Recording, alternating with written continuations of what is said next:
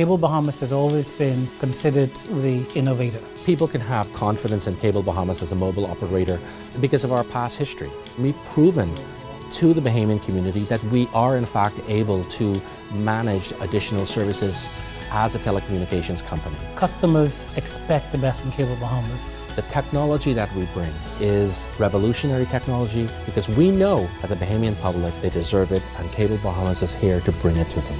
We are ready. Turn us on. The opposition leader slams the Prime Minister's latest promises. The BEC chairman says there's a lot wrong with BEC's reformation process. Another man killed overnight, plus the Rural Relays gives birth to a new magazine.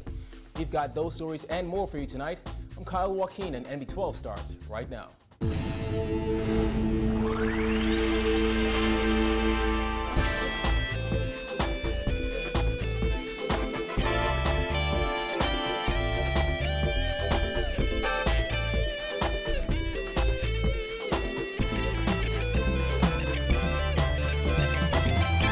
Topping news tonight, in the wake of the Prime Minister's promise to refocus efforts on mortgage relief and push forward with a national health insurance plan, opposition leader Dr. Hubert Minnis has dismissed it as another attempt to gain political mileage.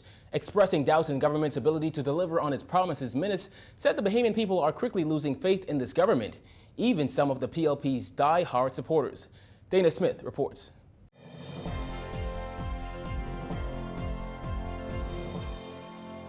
They all saying the same thing.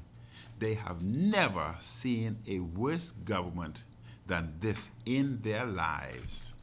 Some are die-hard PLPs, and what they are saying is they have wasted their vote. So if they call election today, they would want, nobody can be bad as this crew. So and to use somebody's exact words, if we were to put a 7-year-old in there in Parliament, they'd do better than this crew today. That's what they're saying over the hill. They have no trust or confidence whatsoever in this government. Minnis said he, as well as many others, have no faith in the Christie administration, which he branded ineffective and unable to live up to its promises. With the Prime Minister now moving forward to fulfill 2 election campaign promises, the opposition leader accused him of promising things solely to gain political mileage and to win votes. Christie says and does a lot of things. Sometimes one if he makes these decisions just for political mileage. All the things that he had promised during the election, that was for political mileage.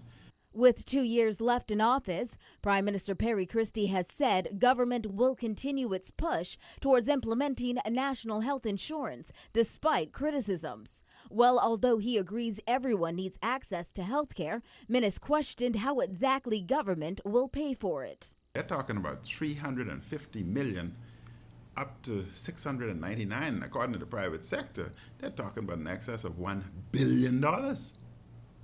Christie obviously talking about monopoly money because he couldn't be talking about real money. Where will this $1 billion come from when he has not spoken anything about strengthening the existing health system? A payroll tax has been suggested as one way to fund NHI, but Minnis said the Bahamian people don't want to hear about more taxes, more pain, and more suffering. During celebrations for the PLP's 3rd anniversary in office last weekend, Christie had also promised to deliver a mortgage relief plan that works. Asked about this, Minnis said Christie is missing the point. Let me send a message. Let me send a message loud and clear to the Prime Minister. The Prime Minister is missing the point. The government is missing the point. Yes, there are many people out there who cannot pay their mortgages. The problem is the economy. They need jobs. That's what they need, jobs. Don't come around here dilly-dallying and, trying to win votes, fooling the Bahamian public. The Bahamian public, we want to be responsible.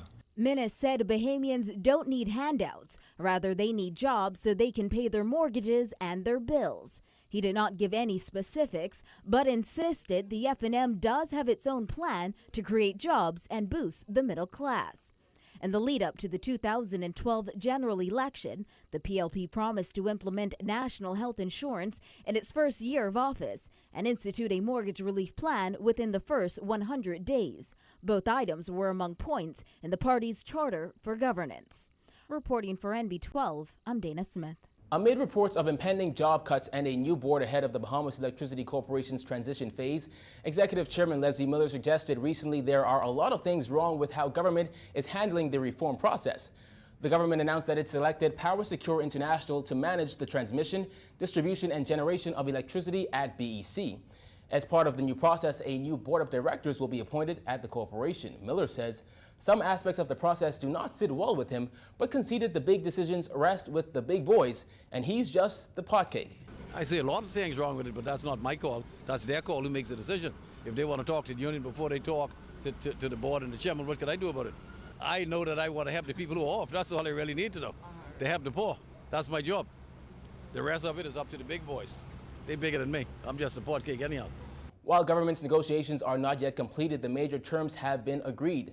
The management period will cover 5 years. Bahamas Electrical Workers Union President Paul Maynard said yesterday BEC management tried to ease fears of job cuts but advised workers against making any large purchases ahead of the transition phase. He added rumors are swirling that hundreds could lose their jobs. Miller says he fears that once the current board is replaced, hundreds of struggling Bahamians who often called on him for assistance will be left in the dark, literally. My greatest regret will be turning on those poor mothers that I turn on every week, many of whom only get subsistence from NIB, that really can't afford the lights.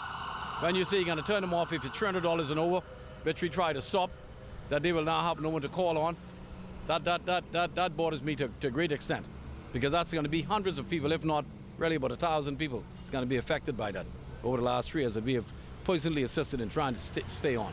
That bothers me more than anything else. The murder count jumped by 1 last night after a 21-year-old man was gunned down while walking along Bias Street off Blue Hill Road. Simone Davis has the details. Police reported that at around 11 p.m. Thursday night, a man was walking along this street when he was approached by 2 men and shot multiple times. Police Chief Superintendent Paul Roll was at the scene last night and gave the details. We have on scene here detectives investigating the circumstances surrounding the death of a 21-year-old male. What we do know is that this young man was walking south along Blue Hill Road in the vicinity of Bias Street when he was accosted by what we believe to be 2 males, one of whom produced a handgun and pursued this male, began discharging shots at him as he ran into the Bias Street area where he fell. However, Roll said although the man fell, the shooter did not stop firing until he was sure that the victim was dead. The assailant then discharged additional shots into this individual. EMS visited the scene as well and pronounced the male lifeless. Roll said residents reported hearing shots fired at around 11:40 last night, and police are now appealing to the public for any information in connection with this incident to assist them in finding the suspect who fled on foot. We do appeal to anybody who would have information surrounding this incident to reach out to us and to help us to advance this investigation. So they may have heard shots in this area around 11:40 p.m. According to the Nassau Guardian's records, the murder count for the year is now at 56. Anybody with any information about last night's incident is asked to contact police at 911, 919, or 328-TIPS. Reporting for NB12, I'm Simone Davis. Amid claims that banks are discriminating against web shops by refusing to accept web shop proceeds, Bahamas Christian Council President Reverend Dr. Ranford Patterson says he's not surprised. The Christian Council mounted a Vote No campaign ahead of the January 2013 gambling referendum and harshly criticized the Christie administration for going against voters who overwhelmingly voted no. Patterson predicted that local banks' refusals to take web shop money is just the beginning of number bosses' challenges. It's not a local thing. The banks do not take gambling money anywhere because the bank understands, if these people have mortgages with these banks, the bank understand that these people who have these mortgages are not paying their mortgages, but putting monies in the number houses. They understand this. The only people who don't understand this is our government. A group of pastors wore all black in the House of Assembly when the gaming bill was tabled last September to mourn what they called the death of democracy. The Christian Council president said when the government went against the results of the gaming poll, it went against God. The referendum was not won by me, the Christian Council. The referendum, I believe, was won by God. We didn't have the money, we didn't have the resources, we didn't have anything. God won that one. They didn't go against me, they didn't go against the council, they went against God. You could print that. Patterson says the fight is no longer his, asserting that if Bahamians want to throw their money in holes, that's their right. Doesn't bother me. Doesn't bother me one bit. I don't go to those places. I encourage people not to go. I try my best to discourage them not to throw their monies in holes. And if they choose to throw their money in holes, well, there's nothing I can do about it. We have done our part. That's all I can do. I've done my part. I've laid it on the table. I showed them the negative impacts of gambling. I told them how gambling is going to affect their families, how gambling is going to affect their health and everything about them. And if they choose to continue doing it, it's on them. It's not my fight.